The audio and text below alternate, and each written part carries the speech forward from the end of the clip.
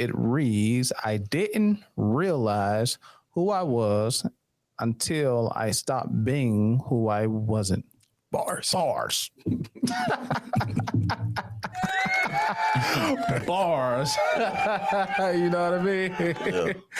Hey, man, let's talk about that. Let's talk about it. When the last time you told somebody to keep their head up because you concerned about them. Stick and move, we can get it done. Call it unity, it ain't no way around it. Cultivating, we get motivation from the big guy. We don't play about them. Going hard for the game, showing love, don't tolerate hate around it. Sticking to keeping it real, we never keep up with the scope. Wanna be more than do more than most. Wanna be more than do more than most.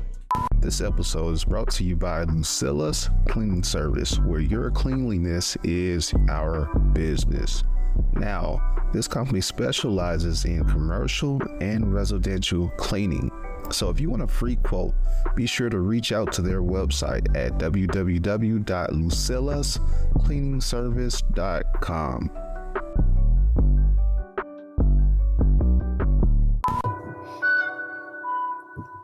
Yeah. Brother. What's up, man? What's up? Good? Yeah, man. Hey, we got a podcast. Let's talk about it. How you see your mother head down, you ain't lifting more, you just walk around it. How we tell our kids do better, but we never taught them how to go about it. When the last time you told somebody to keep their head up because you concerned about them. No muzzle SK. Done, call it unity. All right. Cultivating, we get motivation from the big. Hey, man, I just had to do that to get my juices flowing, man. What's happening, people? Welcome back to Be More to Do More podcast, where we help you. What's our tagline again, man? Become the person you need to become. Oh, yeah, that's it. Well, do the things you're called to do. I got to keep practicing that, man. Well, we help you become the person you need to become to do the things you're called to do. Your boy Tone in the building, and Henry Allen Harton. The what? Third. Don't forget the 3. Guess what, bro? What's up, man? Hey, man, we here again. Yeah. And guess what? What's up? We get our second guest. Yeah. Oh, man. We're moving, shaking. Hey, man. And I'm going to tell you, this is a special guest. Yeah. Not that the last guest wasn't special. That last guest was very special, just to make sure she know that. But we got another special guest here, man. I met this brother I think before I got married. I want to say 7 to 8 years ago. Wow. And brother's just really dope, man. At first he was real quiet and kind of intimidating, you know what I mean? But then just having it, I was like, man, but he got this aura about him, man. Cause it's I can tell he's a good brother. Yeah. You know what I mean? So I don't know how we started talking or how we started even following each other on Instagram, but I know there was conversations and we would see each other on a weekly basis when I was working with Hugs and Hope. Shout out to Hugs and Hope Food Pantry. And we met, man, and he's just been on my feed since then. And he's just been blessing us with these quotes, and he got these dope quotes. He got crazy wordplay. And I'm like, man, I gotta get this brother on the podcast. Yeah. You know what I mean? But without further ado, man, I just want to introduce Mr. Michael Warner. Hey, how y'all doing? What's up, brother? What's up, man? Good? What's going on with you, man? Man, I woke up this morning on the wake up list and hey, man, I can't complain. That's crazy, man, because you say this every day, bro. When we talk, I ain't gonna say every day because when we talk, you say, I don't have a complaint because I woke up in the morning and... it's so much going on in the world that I just rather focus that energy on the positive things. I always say control the controllable. Right. So waking up grateful, wake up, look to the left, I see my wife, I'm winning. Right. You got that pretty face, man. I'm winning. Hey, look, I definitely get that, bro. I definitely get that, man. But yeah, man, I really admire your post and your wordplay. Your name is Big Mike the Poet. Big Mike, number one poet. Big Mike, number one poet, man, because his wordplays are crazy. And bro, he just don't, just talk or create posts where have you ever heard surface based posts where somebody tried to sound deep? Yeah. That ain't there, huh? No, man. You can tell when somebody tried to sound deep. Yeah. And you can tell when somebody posts something and it hit the pit of your soul, and it's like, You know, I had a chance to look at a little bit of it, right? And right. it almost seemed like he posts from experience. Yeah, you know? yeah, that's what it is. That's what it is. That's exactly what it is, man. The posts are like, it just hit, man. And I think I reached out to him. I said, like, nah, you got to come on a podcast. We gotta build. Like, this is different. This is a different type of person, you know. And this ain't somebody you just like for real, just, you know, high and by. You know, you just got to really just build this, brother. And this kind of what we've been doing, man, since.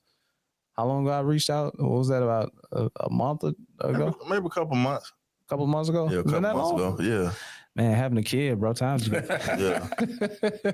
And I was like, nah, we got to build together, bro. Like, I'm asking him, like, bro, what you got on? What are you doing? Like, how can I help? You know what I mean? Yeah. Because he's just that type of brother, man. But yeah, man. So what's going on in your world, man? I know we got a post here that we want to talk about. Or you got something to say before we get into it? No, let's jump into it, man. I like. We got Big Mike the Poet here, man. We got Big Mike. Let's go. You know what? I guess add on to what you said about there's a lot of people that post poetic stuff or thought provoking stuff, but if you're the only one to understand it, what are you doing it for? That's true. That's true. The things that I post for other people to read. Right. And I always say, you know, let it marinate on your soul. Right. And so I want you to think about what I said and digest it and then apply it to yourself. And a lot of times the stuff I write it's therapy for me. Right. You know, you know, they say an author, he learns it twice. Right. You know, so, you know, I just want to, you know, leave a little paint where it ain't, you know, that's and just, you know, leave words that can encourage and help people. You know what I'm saying? And it's not about me. Right. You know, I want you to see yourself and build upon yourself, you know, for yourself, not for me. Right. Yeah. So I got a question though. Yeah. First of all, you used to rap? Nah. Okay. No. Okay. So that was the first question. So you got no 16 for us, man? Because the wordplay, you just assume, but he, you know, brother say a poet because you know everybody rap, right? So, but just his wordplay. But second question is like, where did that come from? Like, what got you into like writing these things? You've been doing it for a long time, but what got you into it though? Man, when I was in middle school, I missed the bus. And I was walking. I had to walk down the street to the parking lot. I was going to Bunch Middle School. Right. And as I'm walking, I see a book on the ground. You know, somebody left it, like a kind of thick book, and I picked it up. It was a book by Langston Hughes, and it had all his collection. Right. So I was like, man, that's kind of dope. Right. And I started learning about the Harlem Renaissance and Langston Hughes and. That's culture, man. You know, so that kind of sparked it. And so, you know, I used to like, you know, I like little girls and I write off sweet porn. Right. Spin game early. You know, a lot of it went over their head. You know, it was too deep for them. Yeah. I'm gonna touch back on that later. Okay, go ahead. But you know, that was my introduction to it. And you know, I think for whatever reason, I'm an old soul, you know, even as a little kid, I always, you know, listened to my grandfather and my dad and the older people. I did more listening than talking. Right. And so that they gave me a lot of, you know, wisdom and jewels. Right. And so I you know, listened to them. So a lot of stuff, you know, I didn't have to touch the stove because I listened. They told me it was hot, so I didn't touch it. Right. Yeah. You know.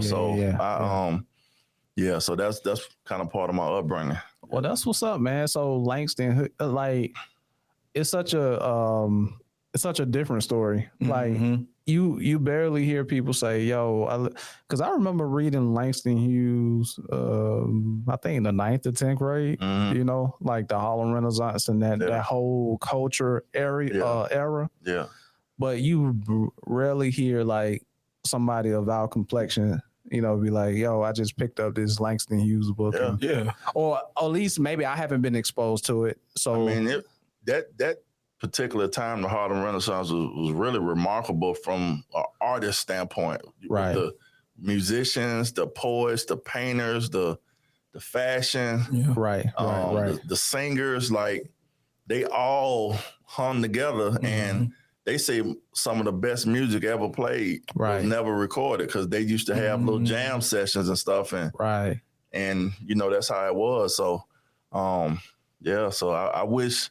If I could go back in the time machine, I love to, you know, see what's going on with those guys. So Okay. So we got a post, man. I want to get into this. Yeah, post. let's jump into it. Let's jump into this post, man. Let me pull up the post, man. Let me do it. I can see you the guest. You the guest. Let me read it. Let me read the post, man, because you the guest. I don't want you to be like, you know, you're like, I'm trying to host here. You know, let you be the guest. So the post reads, I didn't realize who I was until I stopped being who I wasn't. Bars. Bars.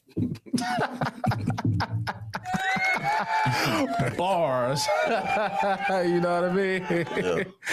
Hey, man, let's talk about that, Let's bro. talk about the first part first. Like, I feel like it's just it's so deep, right? Like, I didn't realize who I was. So who was Mike before? Well, I think, you know, when you don't know who you are, you're just trying to get in where you fit in. Mm-hmm. And a lot of it is due to fear, you know, fear of not being accepted for who you really are. Right. Yeah. Or you haven't even discovered that part of yourself yet. So I think growing up, you know, I was always a big kid. Right. So people thought I should play football. They thought makes sense. You know, they might have thought I was mean or whatever. Right. And without really getting to know who I was or my interests or, you know, because when I tell people I love poetry, I write, they look at me like, what? Like, you know, like I'm supposed to be out here just, you know, with a bone in my mouth or something. So you know, I love to show people that, you know, and I did play football and stuff, but I have other interests. Makes sense. So, but in high school, I kind of watered the poetry down when I got to high school because, you know, that wasn't really cool, you know. So, but when I got to college, that's when I rediscovered it. Yeah. Right. And really start going in. Right. And I think I had to, you know, by that time I grew as a person, as a man. And, you know, I kind of went through some things of self-discovery. So I was like, let me tap back into this. And it felt good. Makes sense. So it felt like you. It felt like me. Yeah. What was that clicked, man? Because you said I started the journey. You say you started the journey of self-discovery, right? Or what clicked, man? Was it what caused you to pivot into that? Well, you know, as a young man, you go through certain things and you're trying to find yourself. Right. You're trying to figure out what kind of man I'm gonna be. My dad and my granddad and my parents and, you know, my family poured a lot of love and wisdom and knowledge into me. So, you know, you trying to use that and navigate through life. And sometimes you fall short, you know, you make dumb decisions because you're a young kid, you know, you trying to find your way. So, but I think it come a point where, you know, like when we was talking, you know, like in the biblical days or in the knights and dragon days, like the king had to go off in the wilderness and fight monsters and dragons. Right. And then he had to go through some things. Right. And when he come back, he different. Right. He battle tested. Oh. And so now you can come back and you can find your wife. You can have your family. Because now you done discovered who you really are. Yeah. Wow. And that's a walk that you have to walk down alone. You know, mama can't do it, daddy can't do it, only you and God. That's true. You know, that's true. And so I just use those situations, you know, those quiet times. And my grandmama used to always say, be still. And then the stillness is where you find your answer. Oh, yeah. You know, you know, being still and, you know, just going through stuff and knowing that I'm going through it. Right. I'm not parked in it. Oh, yeah. Because for a lot of times, a lot of situations, I parked in pain. And I sat with it. And so, but luckily, it didn't infiltrate my spirit and make me a bitter person. Right. Yeah. It didn't make me a hater. Right. You know, I could still go through my own storm and celebrate somebody else's sunshine. Right. You know, and that's one thing I was proud of myself for, that I could be, I'm talking about struggling, bro. Right. And still celebrate other people and not be a hater. Makes sense. Because I knew if God could do it for them, he could do it for me. And that's how I looked at it. So, you know, yeah. So, you know, you got to just use everything for your good. Yeah. So you was talking about kind of like escaping that fear, right? And did you know, like, when you were kind of going out and doing those things and being intentional about, you know, falling into your purpose, did you know that it was going to be positive at the end, or did you just kind of take a chance on it? Like, what was your thought process during that? Well, I was absolutely afraid, you know, but you have to walk through it, you know, and I felt like at the end, it was going to all be for my, you know, my grandmama used to say, you know, use it all for your good. So the scars that I have now, when I look at them, it's proof that something did hurt me. Right. But I healed. Oh, it's a testimony. So when I look at it, I can say it hurt. It's a reference point. Right. It's a reference point to let you know that, okay, I felt this kind of pain and I got through it. Right. And so, you know, when you go through certain things from time to time in life, that's your reference point. Like, okay, I went through way worse and made it through. Right. And it's never a time that I didn't make it. Right. You know, and so, you know, that mindset and just believing, you know, in yourself, because it was, you know, it was a time where I didn't believe in myself. Right. Right. I didn't value myself as, or see myself as a king, so to speak. You know, so, you know, it just come a point where I say, God, I don't know. Just show me. Yeah. Man. You know, and you have to humble yourself and be like, I don't know. Right. Right. You know, just point me in the direction. So, you know, I think when you submit and you let it go and things, you know, God will start to put the right people, places, and things in your life. That's true. That's true. But you gotta let it go and right. You know, a lot of times we think we got all the sense. So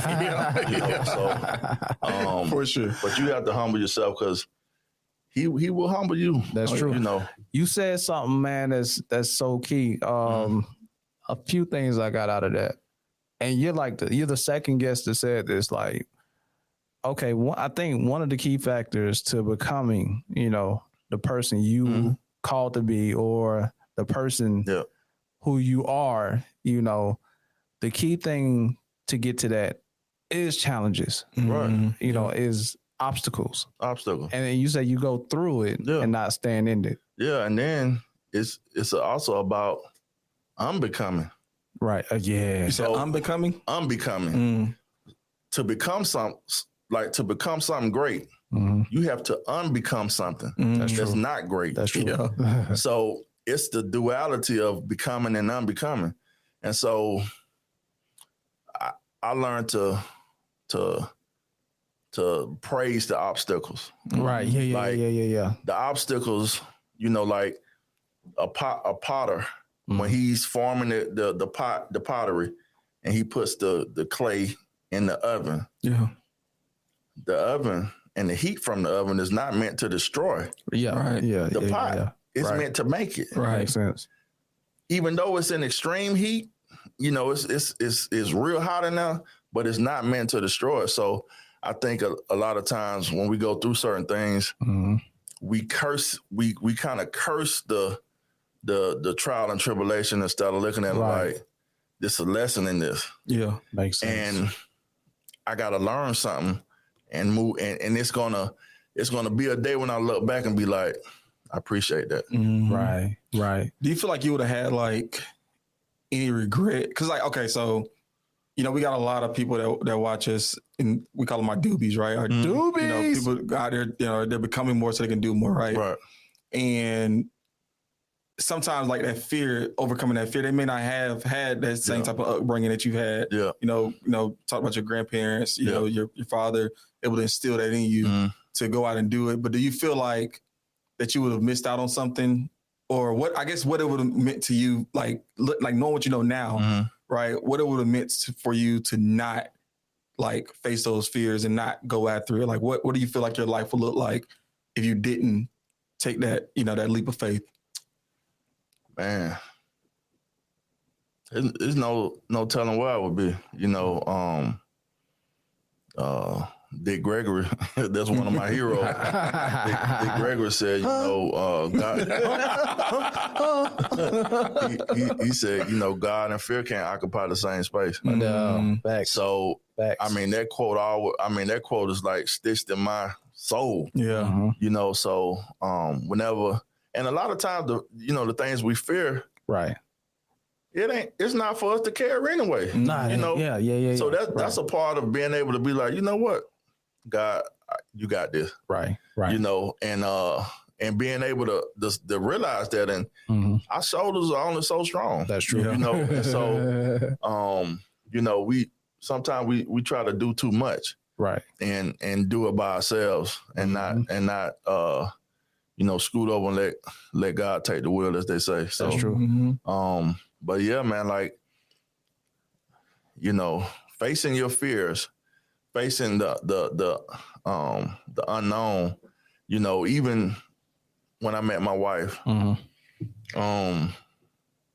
didn't know, I was nervous. I had a little fear, you know. Right. But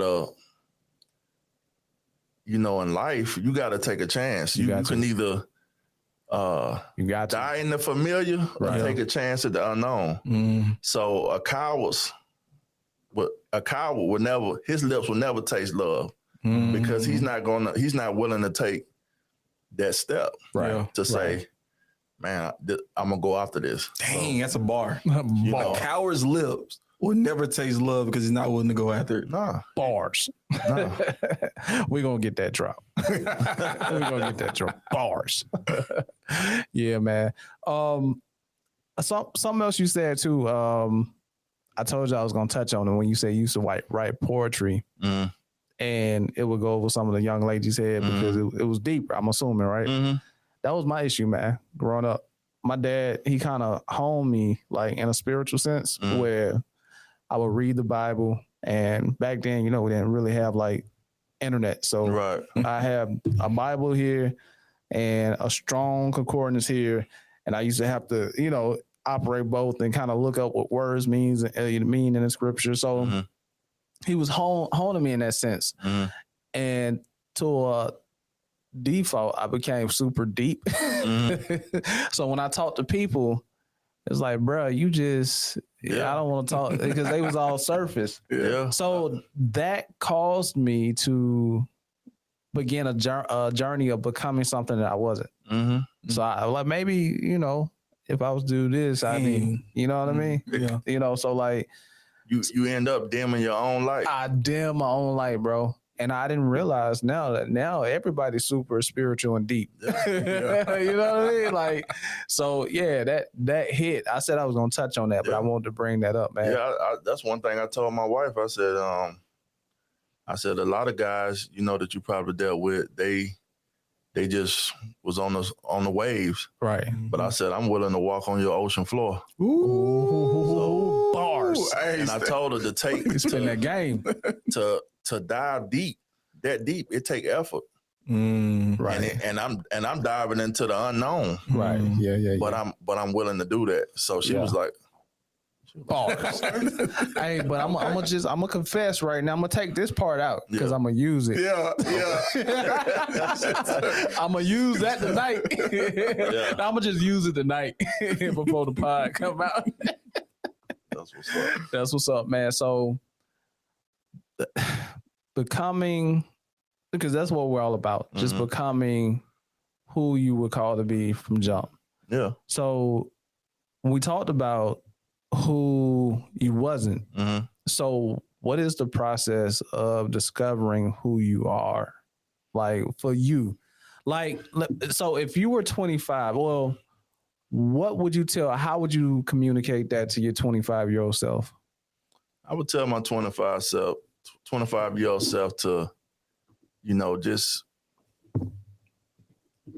control the controllable, stay focused on yourself. Right. A lot of times I put other people before myself. And, you shouldn't have to set yourself on fire to keep somebody else warm. Oh, there's bars. And then bars. And if they require you to do that, there's something wrong with them. Right. Yeah. So I allowed certain people I set myself on fire. And they literally warmed their hands on me. And not, we could have went out, cut a tree down, and we could have got warm together, but they wanted me to kind of, sacrifice myself. But and the sad part about it, I let them do it. Dang. Because I was pouring from a cup that was empty. Right. And so I learned a valuable lesson that, you can say no. Makes sense. And they'll be okay. That's true. And so I would always absorb other people's issues and problems and make them my own when it didn't have nothing to do with me. And I shouldn't have took on that responsibility of that, of that energy. Right. So it caused me to be all over the place until I had to, pray about it and then get the discipline and the self-awareness to say, hey, self-awareness. I'm sensitive to energy. Right. People vibration. And so I got to be real careful of who I let, so I learned to protect my peace. Yeah. Makes sense. Peace over everything. Right. If you disrupt my peace, I'll give you the deuces. And it don't matter, it don't matter who you are, and I think when you get to that level, then where your peace is important, man, it's nothing like it. Man, I think we talk about that a lot on the phone. Yeah. Just protecting your and honestly, man, that's something that I often struggle with myself to this day. Yeah. Like knowing when not necessarily cut people. I think we talked about it in JTNS too. Like cut people off. Oh yeah. You know what I mean? But I'm finding it quite natural to do now. Yeah. Like you say, the more I become who I am or learn who I am, it's easier for me. And I don't want to say cut people off, but no is a complete sentence. Yeah. When to say no. Right. So you're not okay. You can't pour from a cup that's empty. That's true. Yeah. Now I give you my overflow, but I can't be empty. Right. But see, that's true. If it's overflowing, you got that. Right. So is that the balance? Is it when you're empty? And because you can look at it two ways, right? You can look at it protecting your peace, right? But a lot of like us leaders and entrepreneurs or whatever, right? We want to push it to the limit, right? And sometimes I don't know. I just love when you said protecting your peace. Like it just I don't know. Like you gotta like at all costs protect your peace, right? But because I ask people this, I say, "Where's your car keys and your wallet and your purse?" Oh, it's right here. They have it on their person. Right. Close by. Right. I said, where your ATM card? It's right here. Right. I said, do you leave it on the counter or you just reckless with it? No. Right. Well, why you leave your piece? Right. You leave your piece for anybody to walk over it and destroy it. Yeah. And you got two kind of people in the world. You got people that's fountains and people that's drains. A fountain, first a drain takes, it empties, it depletes, it destroys, it promotes death, dries up, withers away, and a fountain, growth, refreshing, restoring, restoration, life. Right.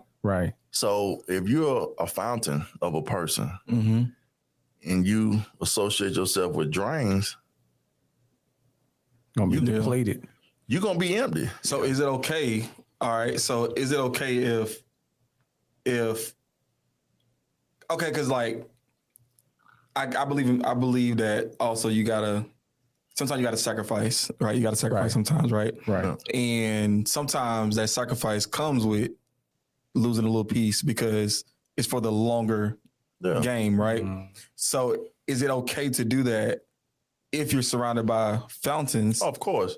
Because, like I often talk to my wife about, if we want to do, we got a lofty goal we want to do, and it may call for me or her to work a little more. Right, right. But we both have an understanding that this is for the greater good. So this is a sacrifice that we both agree upon. Right. And it's for the greater good of us. Right. So that way it's no issue. So me being tired, because I did it before our wedding, because I was working all kind of jobs. Right. To help pay for our wedding. And, but it was a sacrifice and I didn't know what day it was. That's how tired I was. But I was willing to do that because I loved her. But she knew, the woman in her knew, she'll call me, she'll text me, and she'll say, baby, thank you for what you're doing for us. I like that. She said thank you. I like that. That put a battery in my back. Is that your love language, words of affirmation? Yeah. Yeah. I like mine too. Yeah. I ain't know it till now. Man, when you I like bro, that. that put a battery in my back, and it made me Because she see it. It refreshed me instantly. Like I was like, man, that's what's up. So you say something, key, every time we talk, and I'm finna bring it up. Before you bring it up, I gotta beat you to it. So to your point, he say something. He say this. He say, "I don't do it for love. I do it from love." Yeah. So I took that. I'm gonna tell you how I applied it. Even in my entrepreneur endeavors, I love what I do. You feel me? Yeah. And I think you and I talked about this. I said like, we was on vacation, and I mean, not to brag, but I was waking up early because I had stuff to do, but I love what I do. Yeah. So though I was a little tired, and it caused me to like stress a little bit, like when stuff don't go right, but I love it. And when you pull from that source, you're pulling from the overflow. You know what I mean? So like, even in a relationship, right? Like, you say, even with your wife, I do it from love and not for love. You pulling from the source of abundance. God is love. Yeah. You know what I mean? So even if it like causes you to, it don't necessarily cause you to lose peace. I don't think it causes you to lose peace. I would say it may kind of put a strain on you a little bit, but it would ultimately, what I'm looking for? What's that word I'm looking for? It will ultimately replenish you, maybe? Yeah. Replenish. Yeah. It will ultimately replenish you because you're doing it from that source. Yeah. And like, when you do it from love, and I know for me, my wife, she restores me every day. Right. Like I can plug into her and the next day I'm full again, just like the cell phone. Right. Sometimes we care more about how many bars our cell phone got. How much, hey, you got to charge, but you panicking, but you about to pass out. Right. And right. So I think having that relation, like being able to just say, hey, when you do it from love, you don't keep score. Yeah. See, I like that. You don't keep score. You don't. Right. I did this, I did that. And you may forget about something you did because you're not doing it for the recognition. Right. You know what I'm saying? You're doing it. Yeah. You're really doing it from the love. And I think when you do stuff from love, people really feel it. Right. It's like it's really authentic.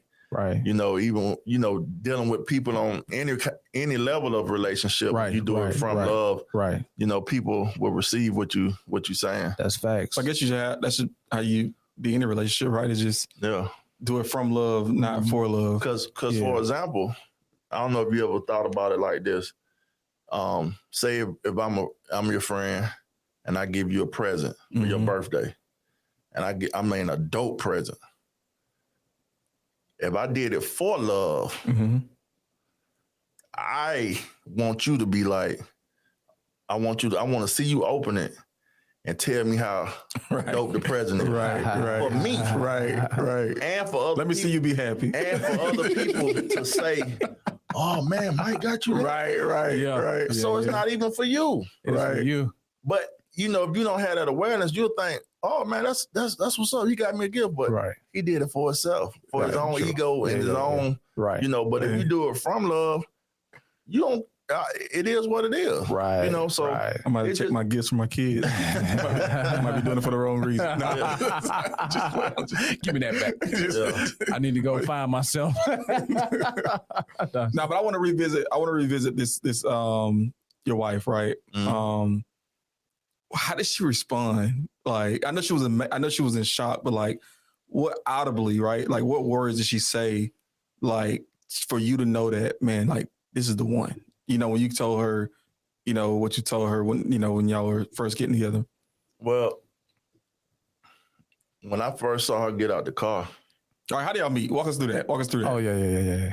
So we actually met on Instagram. Okay. Our social media loves, boy. Yeah, I know. I met Chris Ann on Twitter. we met. One of my quotes won a contest on the radio, and she was one of the people listening. And the radio host said, you know, my Instagram name, and she said, "Hey, follow Big Mike #1 poet on Instagram." So she was one of the ones that followed me. You say he just humble brag that he just kept it going. I couldn't let it ride. I just let me just do it so humbly. That's dope, man. But I think I didn't meet her till like a year and a half later, and we ended up meeting on like some creative stuff, like, cause she's a singer, she sings, Okay. and so but. So you ghostwriting over there? No, but I mean, we just met to talk. You know, nothing like I'm trying to holler at her. But bro, when she got out the car, it was like I knew she was gonna be my wife as sure as I know my name, Michael. Oh, there you go. And it was, you know how they say when God tell you to do something, you know, you have to act on it. So it was no fear. It was number love. Yeah. And so I said, I know she the one. And especially when I woke up that next morning, I said, she gonna be my wife. And so, you know, as we got to talking and things like that, I told her, you know, I don't want you to give me anything. Don't give me nothing. I'm gonna earn it. Wow. Because, you know, I don't want low hanging fruit. Right. Yeah. Right. And I always tell my female friends to put yourself on the pedestal. Not in a arrogant or egotistical way, but put yourself on a pedestal. So when a guy want to talk to you and be with you, he got to climb up there to get you. Yeah, and that take effort. And man, love a chase now. Yeah, we do. It take effort, consistency, and pattern.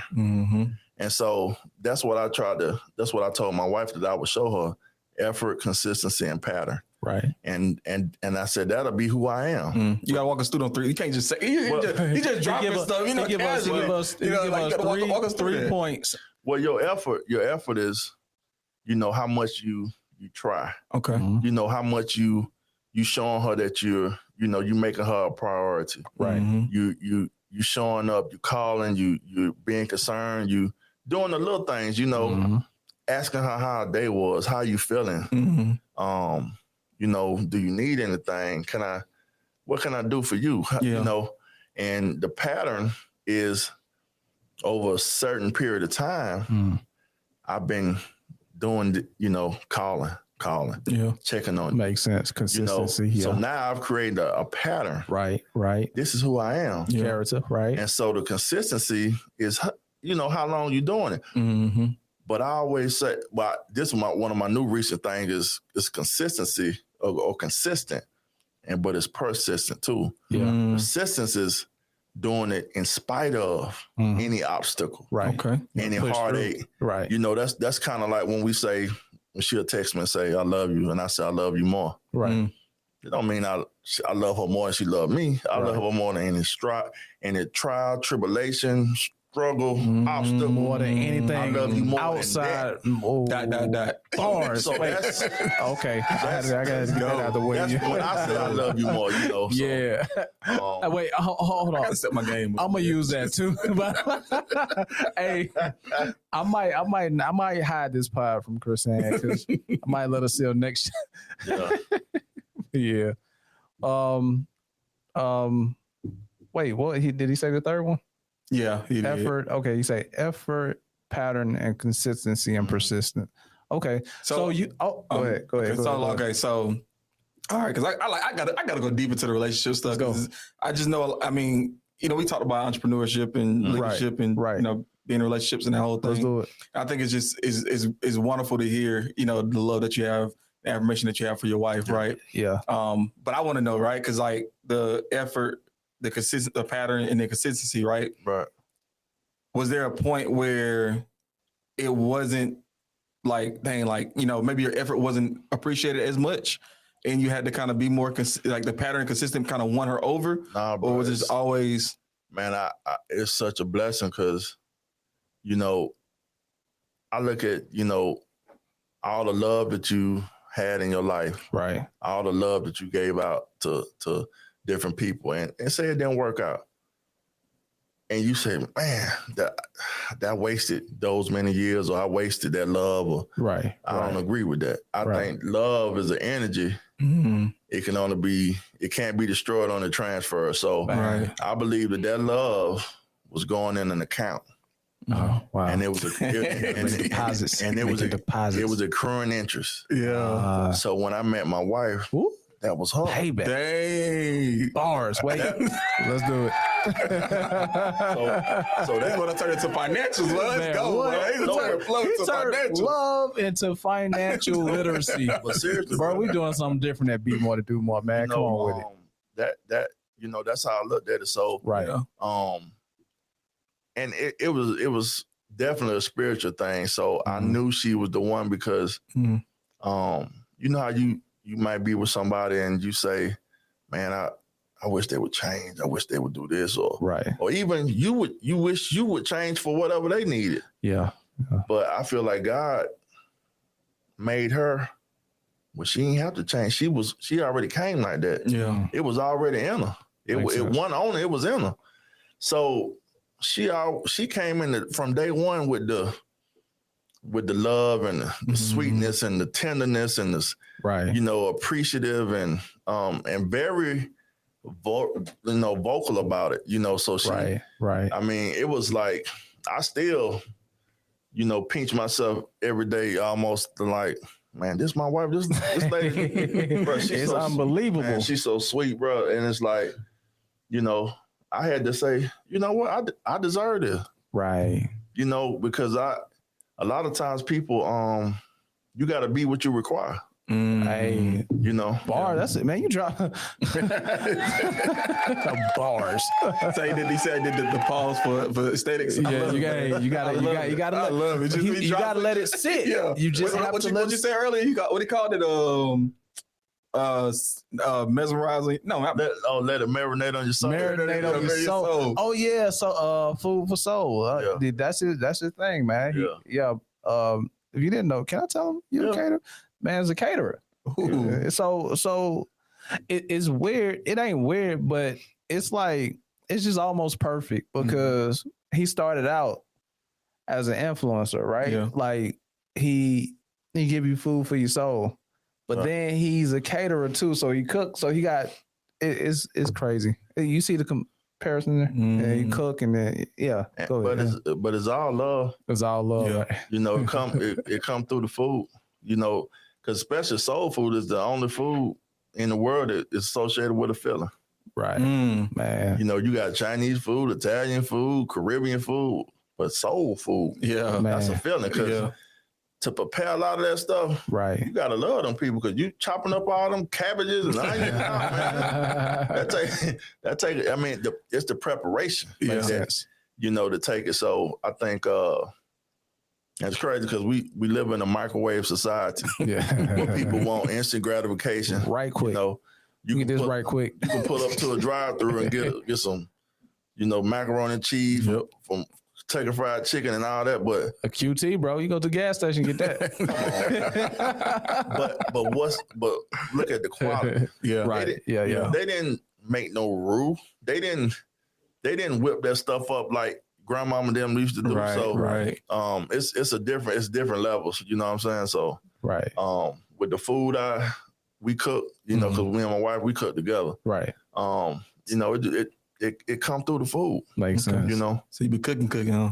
Cooking. So he got the food for the soul and the food for your tummy. I gotta ask, what's your best dish? That's what I want to know.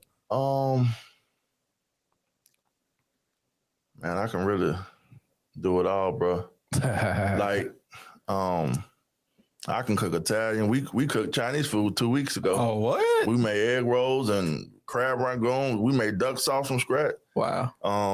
And the what's the salmon? What was it? The salmon? Salmon Wellington. Yeah. Salmon Wellington look good, bro. What's that? I got pictures, man. It's salmon with it's seasoned, and I roll the dough out, and then I make some sauteed spinach, cream cheese, mozzarella, lemon zest, all the seasonings. I mix it up, and I put that on top of the salmon. And then put the dough on top, make some little vents in it, brush it with the egg wash, put it in the oven. And then when it's golden brown, you know. It's like a salmon pie. Yeah. You know, Canelo love that. Oh, yeah. For sure. My wife love to cook, too. Like, you know. Yeah. Don't drive, you know, because you're going to sleep. It's over with. So, all right, let's get into the business then, right? Okay. You know, what made you decide to go into, you know, feeding people's, like his body is in the yard to feed souls, right? Well, so many people that had our food, but I always say, man, y'all need to do something with this. And I just learned how to cook like maybe 10 years ago. I would set water on fire. I couldn't cook nothing, bro, like nothing. But I end up, you know, asking my grandmother, because she was still living at the time, how to cook a little stuff. I would ask my mom. And so I got, you know, my confidence, and I was like, okay, to now, bro, I can throw down. Wow. And so I just felt like it's something I love to do. It's something that I do for free. And so and so many people that I really respect and love came to me and said, you know, Mike, you might need to, you know, start, you know, selling some plates or get a food truck or something like that. So so I'm giving it a chance because I feel like, you know, it just comes so easy to me, you know, and we love to do it. Wow. So and then also cooking the food, I'm able to have a conversation with people. Yeah. Right. So they gonna get they gonna get fed both ways. Yeah. You know, so yeah. So what's the name of the restaurant again, or the business? It's called Yummy Goodness. Yummy Goodness. Yummy Goodness. So I'm realizing something here, Mike. I didn't realize who I was until I stopped being who I wasn't. I'm saying, like, from your testimony, because I see it as a testimony, like a lot of stuff is just rolling out in your life, like from your wife, you know, from, you know, the love that you have with her to your newfound love for cooking after, you know, after 10 years. Like, is that something that you attracted when you became or start becoming the person you are now? Well, I can say when I met my wife, bro, everything changed. Okay. You know, okay. At the time when I met my wife, I didn't even think of myself as a king. At the time, okay. I guess I was coming out of the stage of healing and the final stage of self-discovery. See, that's it. Right. Go ahead. And that was your reward, man. And so I didn't really believe in myself. Right. At the time when I met my wife. So when the first day I met her, she said, you know, you're a king. Ooh. I I didn't know what to do with that. And so as we grew, as we kept talking and getting deeper in our relationship, I still didn't believe it. Right. But then one day I looked at how she looked at me. Mm-hmm. Like I saw my reflection in her eyes of me. Wow. And I was like, yeah. Like, you know how you look in the mirror and you see yourself? Right. I saw myself in her eyes. Dang. Oh, and man. I saw myself. Man. And I was like, man. Oh yeah, I'm a king. Man. Yeah. You know, and she, and I, you know, she, bruh, some people won't, you know, they try, bruh, when I met my wife, but that changed everything. Yeah. Man, I wanna do this. I know usually we do lyric of the day first. Mm-hmm. I want to do the scripture of the day. Go ahead, man. Because we right here, man. My brother said, when I looked at myself in her eyes, he said, I saw my reflection, who I was through her eyes. And the scripture of the day is it's coming from Jeremiah chapter 1. I'm going to start at verse 4. And the word says, then the word of the Lord came to me saying, before I formed you in the womb, I knew you. Mm-hmm. Before you were born, I sanctify you. I ordained you a prophet to the nation. Then said I, Lord God, behold, I cannot speak, for I am a youth. So it goes into this whole spiel. God was really talking to Jeremiah about who he is. God created us, man, from even before the foundation of this world, right? Mm. And he have an image and idea of who we are because he created us. I believe that our goal of becoming is to constantly see our reflection of who we are through him. Mm-hmm. You know what I mean? Because you said something key. You said that you looked in your wife's eyes and you see or you saw who you were or who you are through her eyes.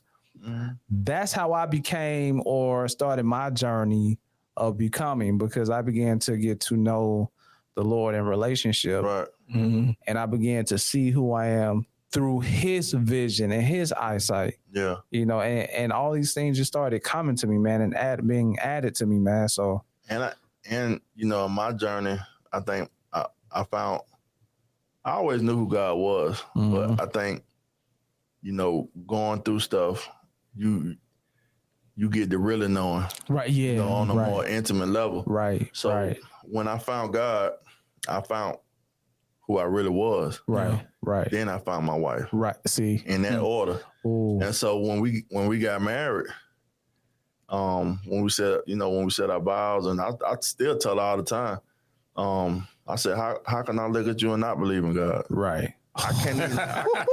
Hey man. Come on, man. Come on, boy, this big game, bro. This big game. He's dropping. Hey man. I'm not letting my wife. And it's cool. And look, it's cool to spit game to your wife. Yeah, I'm gonna tell you.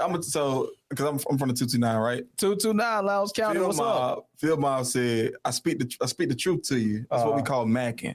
That boy macking over here. Macking. Oh my gosh, man. Macking and cheese, right? But just, you know, as husbands, we always got to make sure we edify our wife. I got to do better with that. You know what I'm saying? Yeah, I got to do better. After the night, man, I really became a better man. Look, you know, no other man should be the first one to tell your wife she's beautiful. That's true. That's true. So that's true. I hear you do that too, though. I hear you. I be saying you do that just to give you and make sure you notice. Yeah. Right. Like when she get a different nail color, get a hair done. Yeah. So, you know, pay attention to that. Say, right. Hey, you know, man, it mean the world to them. Right. You know, because you paying attention, you looking, you're present. Makes sense. And you have to be intentional with it. Makes sense. You know, and I often tell Penny, you my wife, but we go together. And I'm a girlfriend. And I'm gonna court you. You my girlfriend. We stay booed up. Right. That's beautiful. You know, you met your wife when you love at first. I remind me of a story of I thought I met my wife, when I was doing a dorm storm one day. I was passing out we had this love conference we did every year with Christ Fellowship Society in Fort Valley. The Fort Valley State University. What college you went to, by the way, man? Morris Brown. You went to Morris Brown? Okay, perfect. HBCU, love it. But anyway, I thought was doing a dorm storm, and I was like, oh man, she's beautiful. Right. That's my wife. Same like you, man. That's my wife. I hit up on Facebook, never got a response. Dang. I love that. I love it worked out. You know what I'm saying? For y'all like that. It's just, it's beautiful. That's beautiful, man. Right. Yeah. That's funny. It's just fun. Well, that's what's up, man. Well, lyric of the day. Lyric of the day, man. I think it's just kind of hearing this story, right? It reminds me of Jay-Z lyric. Mm-hmm. And I guess it's a little bit different perspective than I originally, heard it. Mm-hmm. But it's I'm sorry, mama.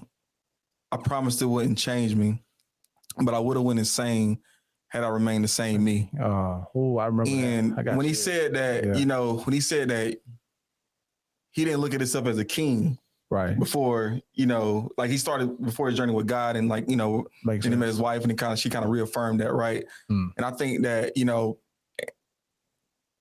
don't know if I really want to touch on the suicide and all that, but to me, that's a sickness. Right. Right. And it's, I would have went insane had I remained the same me. Right. If he didn't, believe in himself, then he wouldn't have been able to really become the man who he is today. Right. And have those, saying it's just, so promise wouldn't change, but you had to change to become, to become who you are today. Makes sense. And a lot of people that has been in those dark places, I hadn't been to that level of darkness, but I felt darkness, and it's a real energy. And I thank God for allowing me to go through it, because now that I'm far removed from that, I'm able to speak to somebody that may be going through something, right? And they can feel what I'm saying because I'm speaking with authenticity. Because I've been there, I felt that weight, I felt the pressure, right? And so, being able to show them that, hey, the best thing about being down is up is the only place left to go. So I've been that low where man, I can't go nowhere but up now. Yeah. Right. And so, looking back on it, it's like, man, I made it through that. And so, just, we got the way you live your life, you never know who's watching. Right. The way I treat my wife in public. Yeah. When I hold the door for my wife, when I'm sweet to her. Right. Little girls see that, little boys see that. You're an example. Right. Right. We examples. Yeah. Yeah. And I want to change the narrative. Right. That you can be a black man, you can be cool, you can be swagged out, dripping with swag and all that, and still be married, still be in love with your wife and be booed up with your wife. That's cool. And, that's what I'm on. That's what I promote. So that's really cool, man. That's really cool. I promote that too, because you think about a king. The king only has a queen. Yeah. You know what I mean? And that's just what it is, and it brings you to a point of focus where you can focus on being intentional. Yeah. And focus on your purpose, man. Yeah. So I think, and I think to your wife, I know for me, I was I always describe myself as like a ship without a sail. Mm-hmm. When I met my wife, she became my sail. So what does a sail do? It gives you direction. Mm-hmm. It gives you speed. You can let it up. So now you got speed and direction. Yeah. Right. Before I was just floating in the way the wave would take me. Now I got that direction, and she, man, ain't nothing like having a woman that pray for you. And that speak life into your life. Right. If I told Penny, babe, I think I'm about quitting my job. I want to be a clown in the circus. He said that's so serious. She would say, are you serious? And if I told her I was serious, right, she would have noses and makeup, and she gonna be like, we gonna be the best clown you can be. Right. That's if you're gonna be a clown, you're gonna be the best one. Brother. And so, man, it's real, you know, humbling and a blessing to be like, you know, God loved me so much. He blessed me with a wife like that. Right. Come on, bro. Yeah. You know, at the time, I'm like, wow, this, you know, because you start to question like, do I deserve this? But you do. Right. Yeah. Right. You I think that's a humbling thing too, because you know, you asking yourself, do I deserve it? It's like you appreciate it. Mm-hmm. You know what I mean? So Yeah. you're gonna do what it takes to show your appreciation. You know what I mean? And that's deep in itself, bro. Yeah. That's deep in itself. Yeah. My you know, you gotta treat your marriage like a bank account, make more deposits than withdrawals. Right. And a lot of Financial literacy, man. a lot of guys are in the, what they call it, insufficient fund. You in a negative, sir. Yeah, your credit ain't good, you know. So right. Yeah, a lot of times, you know, dudes be talking and, you know, like they want to, you know, I got a good friend of mine. He was saying I think he's going through a midlife crisis. Mm-hmm. Where he's kind of skeptical about his marriage. Mm-hmm. And I said, you know, you think he told me, he said he want to see the grass greener. I said, but it may be artificial. And I told him the grass is greener where you water. Hold on, bro. Facts. Oh man. The grass greener where you water it. You ain't watered your wife, Right. How can you complain? Right. Well, see, this leads me to this point of what you said from the jump. You said that if you're depleted, you really don't have nothing to give. Yeah.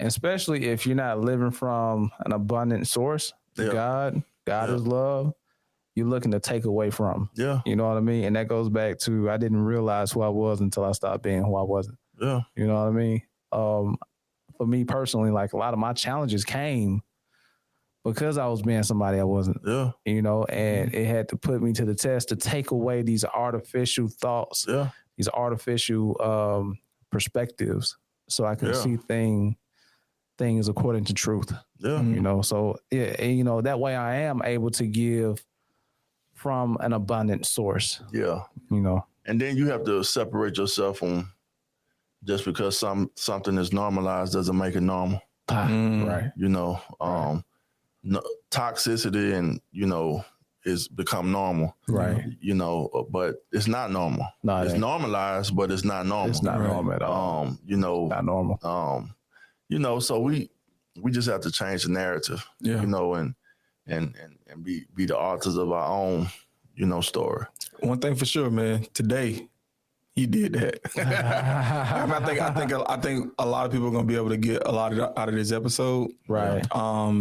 Man, just again, like the admiration that you have for your wife. Right. Like, that says a lot. Like, especially today. Yeah. You know, that says a lot. Yeah. Yeah, man. What can they find you, bro? I'm on Instagram, Big Mike #1 Poet. And you know, I put a lot of jewels out there. Yeah. I post a lot of stuff, food. I post the food I cook. I post stuff I write. You know, and I'm just I want to be one of them kind of people that, you know, when they enter the room light up. Mm-hmm. But you got some people when they leave the room light up. But I want to light the room up, not for you to see me, but for you to see yourself. Amen. Amen. I am the light of the world. Yeah, amen. So amen. It's all from the love, not for the love. Amen. And what would you want to leave the people with, man? I would say, you know, man, just be kind. Be kind. Try to serve somebody other than yourself. Bet. And and show somebody, your humanity, because I still have faith in humanity, and I love to see humanity at work. And, so I, being kind to somebody, a stranger, somebody that's in need, it don't cost you nothing. Right. And it can mean the world to them, and you could change their whole trajectory. So makes sense. Just be kind. Be kind. And be kind to yourself. Okay. Oh, that's important. Yeah. See, bro, like we can. There's so many podcasts we can start from. It's so many ways we could have went. Like, I'm thinking about, bro. We can talk. Yeah. You got any last word, brother? Man, I like to be kind to yourself. I love to be positive, and because you got to be more to do more. Doobies. And I want to leave you with this famous quote. I didn't realize who I was until I stopped being who I wasn't. Bars. Let that sit. Let that marinate. Anyway, you guys be sure to like, subscribe, share this information. Please. Hit the bell. Hit the bell. Hit the bell, man. Hit the bell. We good? Are we done? Did we go over everything? I think we hit everything. You hit everything, Mike? Yeah, we could talk all day. We're gonna finish this on the phone. Look, an exclusive, a Patreon conversation. That's awesome. Cool. And we are out. Somebody keep their head up, you concerned about them. Stick and move, we can get it done. Call it unity, it ain't no way around it. Cultivating, we get motivation from the big guy. We don't play about them. Going hard for the game, showing love, won't tolerate.